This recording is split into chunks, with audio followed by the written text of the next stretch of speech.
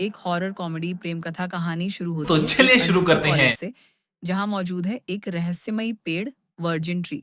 इस पेड़ के बारे में मान्यता है कि जो भी प्रेमी जोड़ा वैलेंटाइंस डे पर इसकी पूजा करता है, उसे सच्चा प्यार जरूर मिलता है। ये पेड़ धीरे धीरे कॉलेज की एक मान्यता बन चुका है। हर साल वैलेंटाइन पर छात्र छात्राएं इसकी पूजा करने आते हैं और मानते हैं कि यह पेड़ उनके रिश्ते को सफल बनाएगा। शांतनु का दिल टूटा और साया जागा। कुछ साल बाद कहानी हमें ले जाती है कॉलेज के ही एक छात्र शांतनु के पास, जो प्यार में धोखा खा चुका है। दिल टूटने के बाद वह शराब के नशे में धुत होकर वर्जिन ट्री के पास आता है और जोर जोर से चिल्लाने लगता है, मैंने तेरी पूजा की थी, फिर भी मुझे सच्चा प्यार नहीं मिला। उसकी आवाजों में दर्द था और शायद इस दर्द ने उस पेड़ पर छुपे एक साय को जगा दिया। वहीं कहीं एक आत्मा चुपचाप उसे देख रही थी।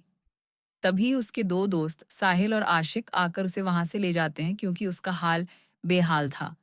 रहस्यमय एहसास और विरोधी ग्रुप। अगले दिन जब शांतनु की आंख खुलती है, उसे एहसास होता है कि शायद उसने पेड़ पर किसी को देखा था, पर उसके दोस्त उसकी बात को मजाक में उड़ा देते हैं।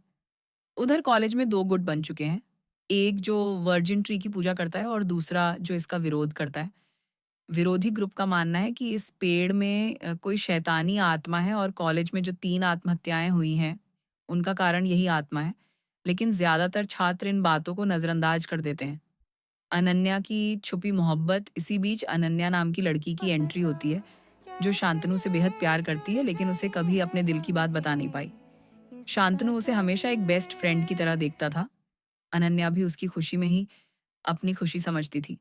बाबा का आगमन। आत्माओं का शिकारी कॉलेज की प्रिंसिपल प्रोफेसर्स के साथ मीटिंग करती है। वे चिंतित हैं कि कॉलेज की रेपुटेशन खराब हो रही है। तभी एक प्रोफेसर सुझाव देता है कि हमें बाबा को बुलाना चाहिए।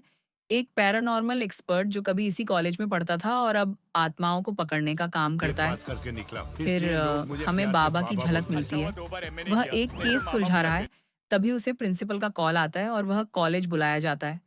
मोहब्बत की रहस्यमयी एंट्री। शांतनु अकेला बैठा होता है। तभी एक नई लड़की उससे मिलने आती है। वह खुद को मोहब्बत कहती है और बताती है कि उसने 1 साल ड्रॉप लिया था और अब फिर से कॉलेज में एडमिशन लिया है। मोहब्बत बहुत ही प्यारी, सौम्य और रहस्यमयी है। शांतनु पहली ही मुलाकात में उसकी ओर खिंच जाता है। धीरे-धीरे दोनों मिलने-जुलने लगते हैं। लेकिन हैरानी की बात यह है कि मोहब्बत को कोई और नहीं देख सकता। सिर्फ शांतनु ही उसे देख पा रहा है। यही बात उसके दोस्तों को परेशान करने लगती है। वे सोचते हैं कि कहीं शांतनु पागल तो नहीं हो गया। अनन्या पर हमला और सच्चाई की पहली परत। जब अनन्या शांतनु से अपने प्यार का इज़हार करने की कोशिश करती है, तभी अचानक उस पर ऊपर से फूलों का गमला गिर जाता है। ये काम मोहब्बत का था, जो नहीं चाहती थी कि अनन्या शांतनु के पास आए, लेकिन शांतनु उसे बचा लेता है। बाद में जब वह अनन्या को बताता है कि उसे किसी और मोहब्बत से प्यार हो गया है, अनन्या टूट जाती है। मोहब्बत फिर से अनन्या पर हमला करती है, लेकिन इस बार बाबा समय पर आकर उसे बचा लेता है। जले हुए पेड़ का रहस्य और बाबा की खोज। बाबा अपनी डिवाइस से आत्मा की लोकेशन ट्रैक करता है और पाता है कि वर्जिन ट्री के पीछे एक जला हुआ पेड़ है, जहां से आत्मा की ऊर्जा निकल रही है। उसे शक होता है कि आत्मा का असली संबंध इसी पेड़ से है। शांतनु को सच्चा प्यार या मौत। एक रात मोहब्बत फिर शांतनु से मिलने आती है और जब शांतनु उसे प्रपोज करता है, वह कह देती है, मैं आत्मा हूँ। शांतनु के होश उड़ जाते हैं। मोहब्बत अब अपना असली डरावना चेहरा दिखाती है और शांतनु को अपने साथ ले जाने लगती है। बाबा समय पर आता है और शांतनु को बचाता है। बाबा उसे चेतावनी देता है, अब मोहब्बत सिर्फ उसके पीछे है और अगर वो उसे मिला नहीं, तो वो किसी को भी मार सकती है। मोहब्बत की पहचान। करिश्मा की सच्चाई। शांतनु के दोस्तों और बाबा की टीम मिलकर आत्मा की पहचान निकालने लगती है। शांतनु एक पोर्ट्रेट बनाता है, जिसे देख बाबा दंग रह जाता है। वह पहचान जाता है, यह आत्मा और कोई नहीं, करिश्मा है, जो इसी कॉलेज की छात्रा थी। फ्लैशबैक में हमें पता चलता है कि करिश्मा एक छात्र से प्यार करती थी, जिसने उसके साथ शारीरिक संबंध बनाकर उसका वीडियो वायरल कर दिया। बदनामी के डर से करिश्मा गायब हो गई। सच्चाई ये थी कि उसके बॉयफ्रेंड ने उसे मारकर जले हुए पेड़ से लटका दिया और आग लगा दी। करिश्मा की आत्मा अब मोहब्बत बनकर सच्चे प्यार की तलाश कर रही है।